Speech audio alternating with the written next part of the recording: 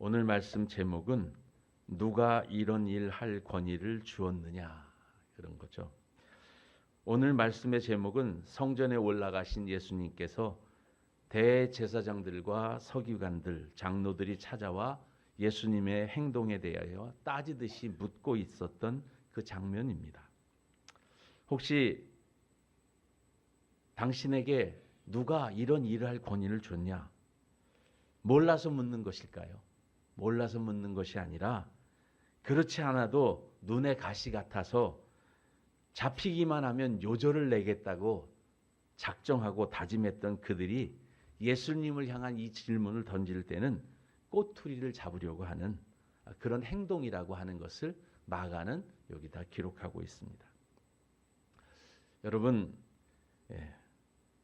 대제사장과 서기관, 장로들이 말하는 이런 일이란 무엇일까요? 이런 일이 무엇인지를 알아야 그런 일에 대한 권위를 누가 줬는가에 대한 대화를 이해할 수 있지 않을까요? 여러분, 예수님께서 마가복음 10장 가장 최근에, 마가복음 지금 이 기사 바로 최근에 제자들을 향해서 말씀하셨죠. 마가복음 10장 33절에 보면 보라, 우리가 예루살렘으로 올라가노니 인자가 대제사장들과 서기관들에게 넘겨짐에 그들이 죽이기로 결의하고 이방인들에게 넘겨주겠다. 그들은 능욕하고 침뱉으며 채찍질하고 죽일 것이나 그는 3일 만에 살아나리라 하시니라 라고 말씀하시면서 예수님의 십자가 지심에 대해서 미리 말씀하셨어요. 그리고 11장 처음 딱 들어오면 어떤 이야기가 있습니까? 예루살렘 입성식, 나귀 새끼를 타고 예루살렘 성을 들어올 때 사람들이 종려나무 가지를 흔들고 던지며 길 위에 자신들의 옷을 겉옷을 펴서 깔며 호산나 찬양했다라고 말했죠. 그리고 예수님께서는 그 찬양을 들으시면서 이제 예루살렘 성전에 들어가셔요.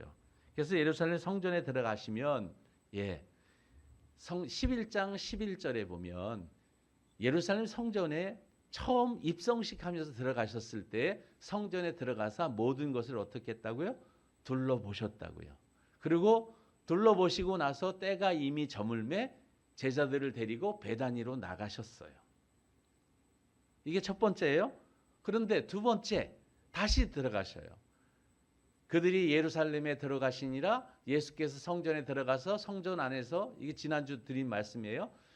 매매하는 자들과 비둘기 파는 자들, 돈 바꾸는 자들의 의자를 둘러 엎으시고 그들을 성전에서 내쫓으셨어요. 그리고 아무나 성전으로 함부로 다니지 못하게 하셨어요. 자, 그런데 오늘 본문 세 번째로 다시 들어가시는 거예요. 여러분, 오늘 본문에 27절, 28절 세 번째 성전에 올라가셨던 일이라고 이야기하는 거예요. 그러니까 하루에 한 번씩 가시는 거예요. 근데 첫 번째 가셨을 때는 그냥 오시고, 두 번째 가셨을 때는 둘러엎으시고, 세 번째 가셨을 때는 어떻게 하셨어요? 여러분, 이제 세 번째 가셨을 때 예수님께서는 어떤 일을 하셨냐? 이 얘기하기 전에 요한복음에서 기록한 내용을 보겠습니다. 요한복음은 오늘 이 사건을 언제로 기록하냐면 예수님의 사역 초기의 것으로 기록합니다. 어성경 신약을 하신 분들은 혹시 아시겠는데 예수님께서 사역 초기에 요단강에서 세례 요한으로부터 세례를 받으시고 그리고 나서 첫 번째 유월절에 예루살렘 성전에 올라가셔서 성전에서 비둘기 파는 자들, 동전 바꾸는 자들, 거기에 성전을 어지럽히고 더럽힌 것을 다 둘러엎으셔서 그리고 나서 사람들에게 예수님이 그는 누구냐? 그가 누구냐? 이런 일한 그는 누구냐? 그때 예루살렘 온 전역에 예수의 소문이 퍼졌다. 이렇게 얘기하면서 예수님이 이제 사역을 시작하신 사건으로 이 이야기를 합니다. 근데 마가복음, 누가복음, 마태복음, 공관복음은 이 사건을 어디에 배치했는가? 이 뒤쪽에 십자가 사건 바로 전에 배치를 해 놓았다. 이게 좀 차이가 있어요. 이것 때문에 학자들 간에 의견이 분분한 거예요. 왜 이렇게 뒤에 했지? 마가가 무슨 의도가 있어서 이것을 했다. 이렇게 하는 학자들도 있고요. 아니야. 두 번 했을 거야. 요한이 기록했을 때 첫 번째 성전 청결을 한 번 하신 게 아니라 두 번 하셨어. 돌아가시기 전에 유월절에 다시 오셔서 다시 청결하셨다. 여러분 어떤 게 맞을까요? 여러분 한 번일까요? 두 번일까요? 초기에 하셨을까요? 뒤에 하셨을까요? 그게 우리의 논제, 그게 중심이 된 게 아니죠. 그것을 우리가 언제 했는가 그게 중요한 게 아니라 이런 일을 왜 하셨는가가 더 중요한 거 아니겠습니까?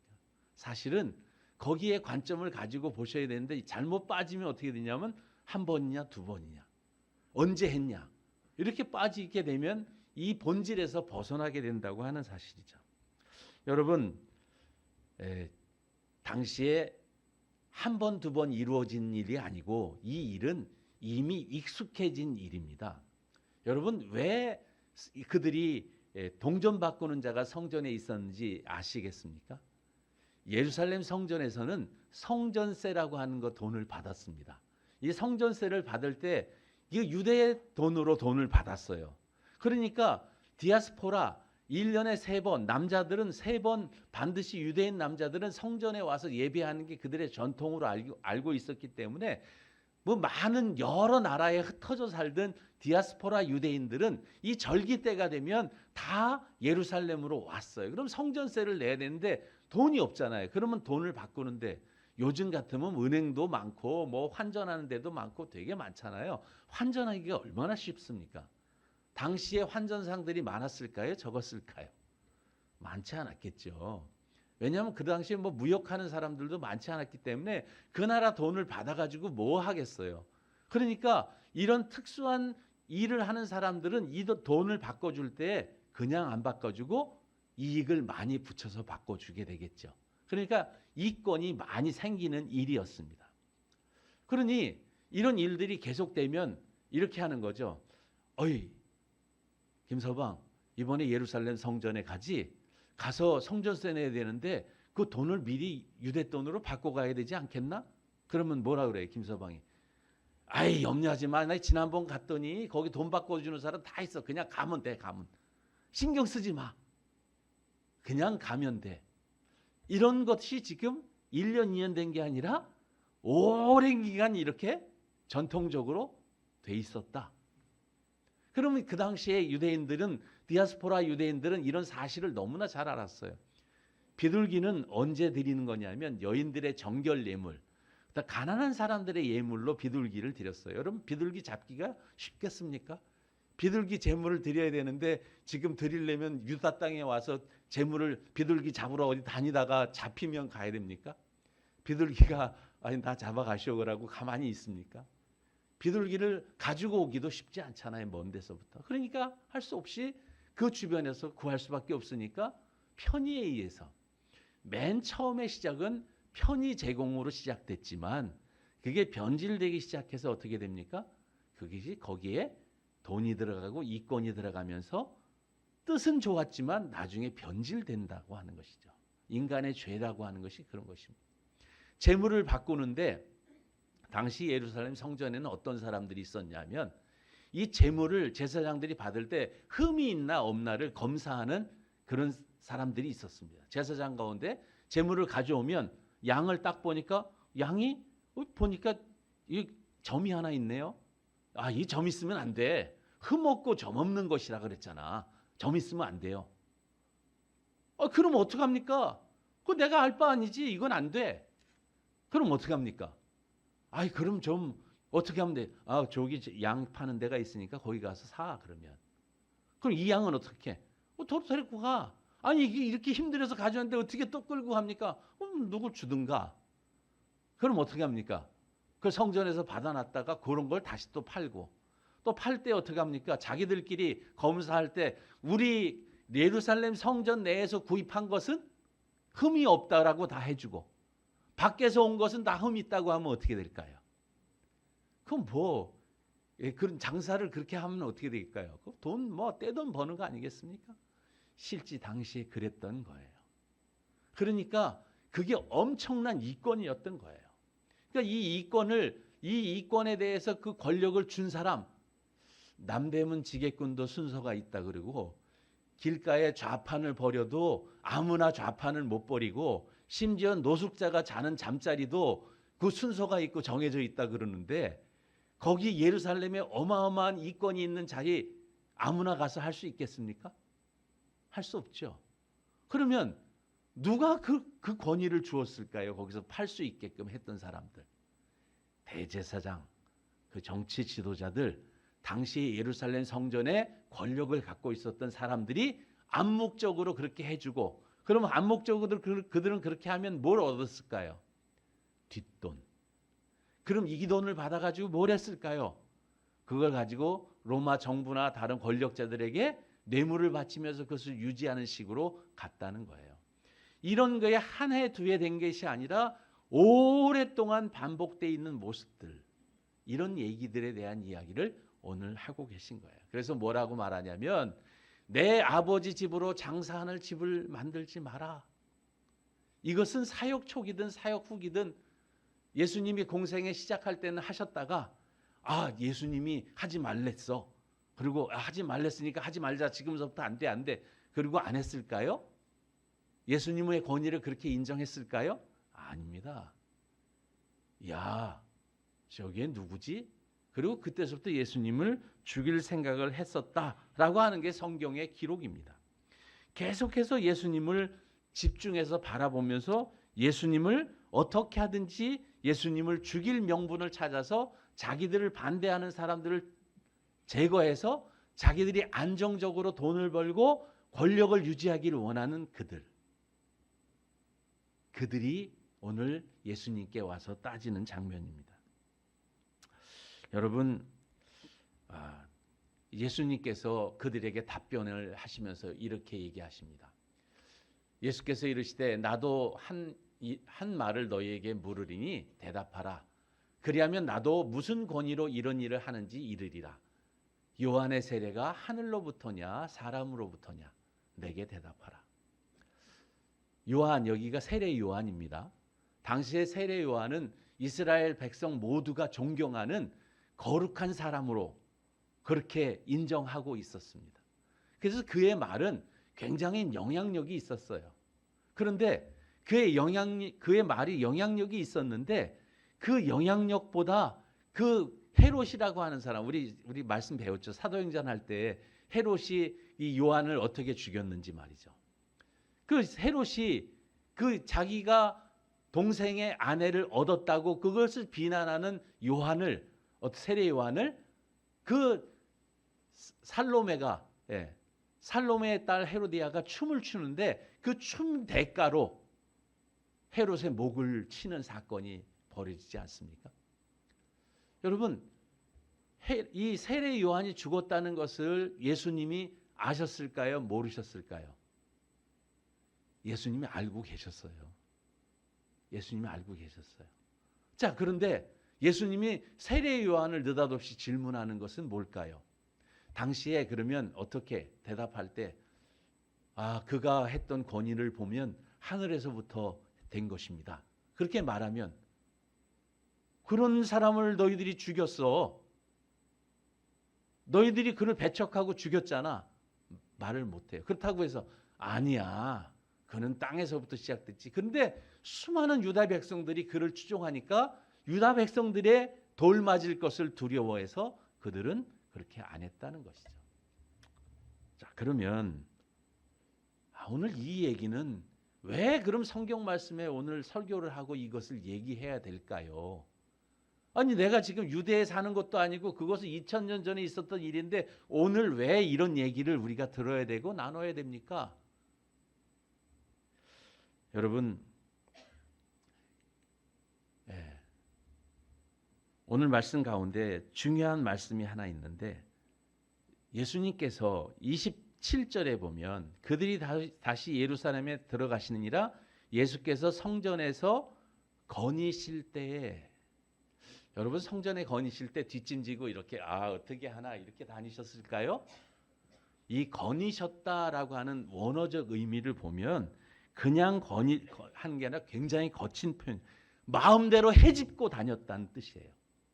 예수님께서 그냥 어떻게 하나 보자라고 시찰 나오신 분이 아니라 그 가운데 있는 문제점들을 드러내고 그 문제점들이 개선되고 해결이 됐는지 하는 것들을 헤집어 보시는 거예요.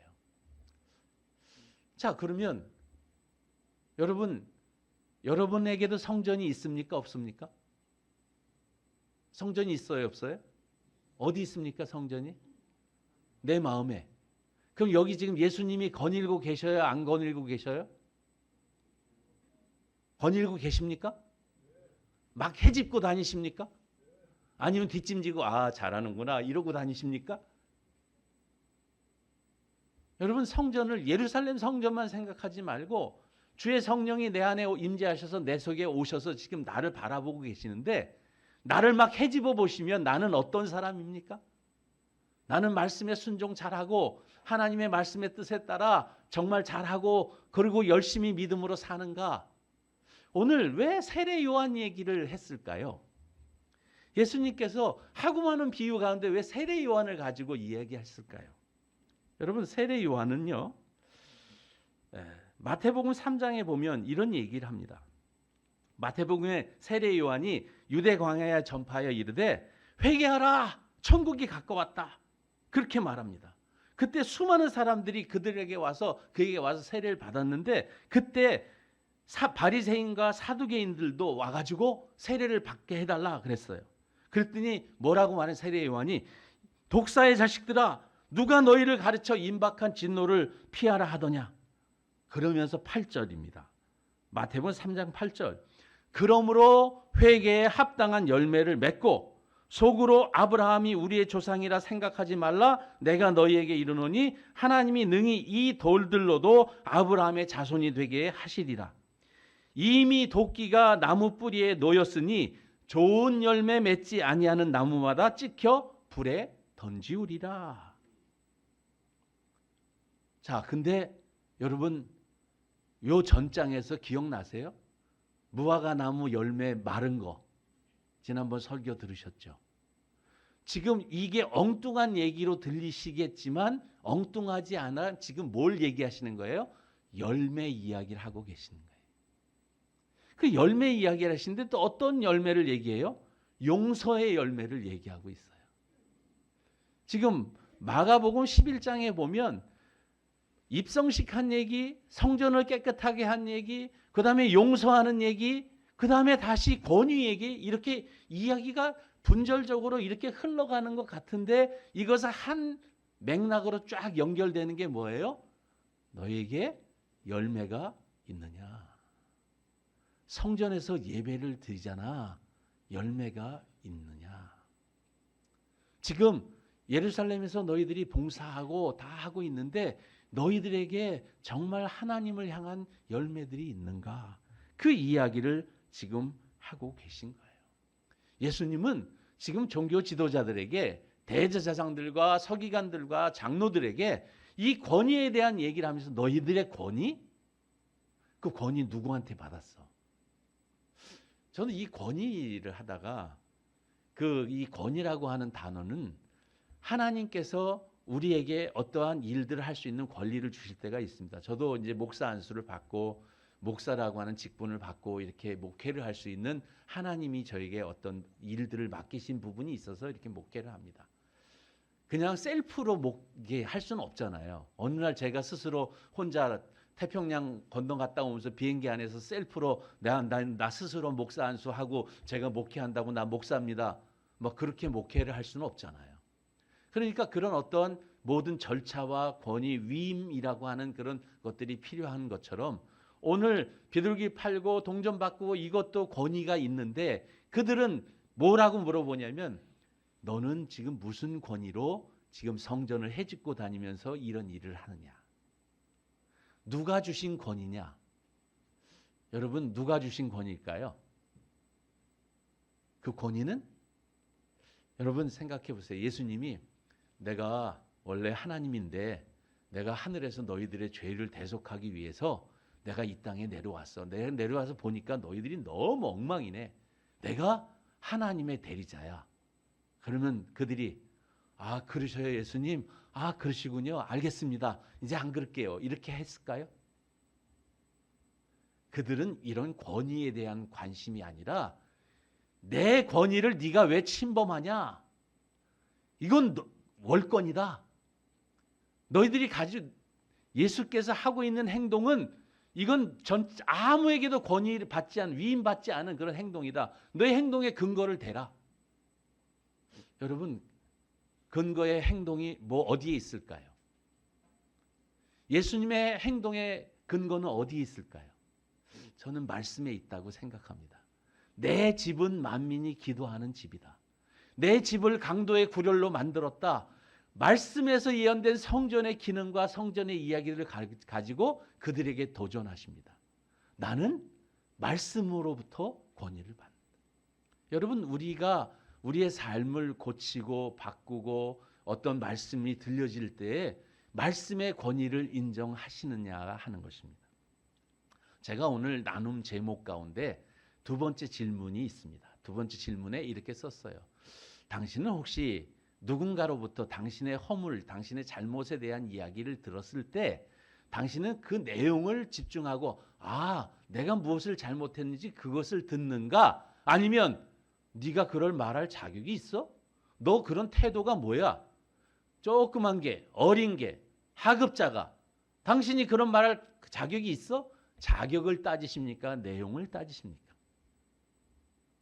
많은 경우에 여러분들 같이 성숙하신 분들은 내용을 듣고 그렇지. 제가 이런 거 잘못하고 내가 문제가 있습니다. 잘 지적해 줬습니다. 3살 먹은 애가 얘기하더라도 맞아. 그렇네. 그건 내가 잘못했네. 이러십니까? 아니면 뭐라고? 네가 뭔데? 이렇게 하십니까? 왜 웃으십니까? 생각나는 그분이 있으십니까? 우리 가운데 사실 이 권위 논쟁으로 바꾸고 있는 것들의 문제입니다. 진짜 문제는 내 삶의 열매의 문제입니다. 내가 신앙을 가지고 있으면, 내가 믿음을 가지고 있으면 내 삶이 하나님이 원하시는 믿음의 열매, 신앙의 열매를 맺혀 드리느냐 안 드리냐. 그 열매가 없으면 누가 와서 열매가 없네요. 그러면 미안해. 그렇게 말하거나 내가 조금 이따 맺을 거야 하거나 내가 지금 준비 중이야 하거나 어떤 이야기를 해야 되는데 뭐라고? 네가 갑자기? 왜? 이렇게 대답하기 시작하면 우리는 변화되지 않습니다. 아까 찬양 가사를 들으면서 예수님이 내 안에 오신 후로 변화됐다. 메시지가 그거 아니에요. 변화됐다. 그런데 문제는 우리의 삶이 정말 변화되고 계십니까? 나의 변화는 어떻게 나타날까요? 옆에 가족이 계십니까? 얼굴을 한번 보시죠. 얼굴을 한번 살펴보세요. 얼굴에 근심이 있고 기쁨이 있고 무엇이 있습니까? 내 삶의 열매는 상대방의 얼굴에 있습니다. 동의하고 싶지 않죠. 내 삶의 열매가 상대방의 얼굴에 있다. 내가 그에게 어떠한 열매를 끼치고 있는가, 영향을 끼치고 있는가. 예수님의 이 삶의 열매는 성전의 정화로 나타났습니다. 우리의 영혼을 깨끗게 하시는 것으로 나타났습니다. 우리 속에 있는 지저분한 죄악된 습성들, 그 잘못된 것을 다 우리 속에 거닐면서 헤집어 놓으시고 다 바꿔 놓으셨습니다. 다 바꿔 놓으셨는데 우리는 원위치, 예수님 잠깐 쉬세요. 그리고 다시 원위치로 다 갖다 놨다가 주일날 오면 다시 또 한 번 뒤집었다가 또 덮어놓고 다시 이렇게 하고 왔다 갔다 이거를 지금 계속 얼마를 반복하고 있는지 정말 우리 가운데 이런 문제들이 있다면 말이죠. 없으신 분들은 굳이 하실 필요 없습니다. 있다면 한번 생각을 해봐야 됩니다. 나는 정말 열매가 있는가? 회개에 합당한 열매를 내 삶 속에 맺히고 있는가? 그 열매를 누군가 먹고 기쁨과 감사와 평강과 은혜를 누리고 있는가? 그 열매는 나를 위해서 맺는 게 아니잖아요. 그 열매 내가 먹는 게 아니잖아요. 남이 먹는 거 아니겠습니까? 그 남이 가까운 가족이기도 하고 공동체이기도 하고 그렇습니다. 오늘 말씀을 정리합니다. 여러분, 누가 이런 권위를 내게 주었느냐? 이런 질문하기 전에 누가 이런 일 할 권위를 내게 주었냐 이런 걸 하기 전에 내가 가지고 있는 문제는 무엇인가? 오늘 예수님께서 내 안에 오셔서 성전된 내 안에 오셔서 거니시면서 내 안에 있는 곳곳에 숨겨놓은 곳, 방구석 한 곳에 다 다니시면서 헤집어 놓으실 때 우리는 어떻게 반응할 것인가? 주님, 죄송합니다. 그렇네요. 우리 가운데 깨끗하지 못한, 정화되지 못한 부분이 있었습니다. 그것을 고백하면서 고쳐나가십니까? 아니면 누가 당신에게 이런 권위를 주었는가? 라고 질문하면서 고치지 않으시겠습니까? 사랑하는 성도 여러분, 오늘 말씀은 그것을 고치도록 그것을 요구하시는 하나님의 명령입니다. 우리 삶 속에서 회개에 합당한 열매를 맺어서 주님의 기쁨이 되는 저와 여러분이 되기를 주의 이름으로 축원합니다. 기도하겠습니다. 하나님 아버지, 우리에게 이러한 권위를 주신 것, 말씀의 권위가 우리 가운데 있습니다.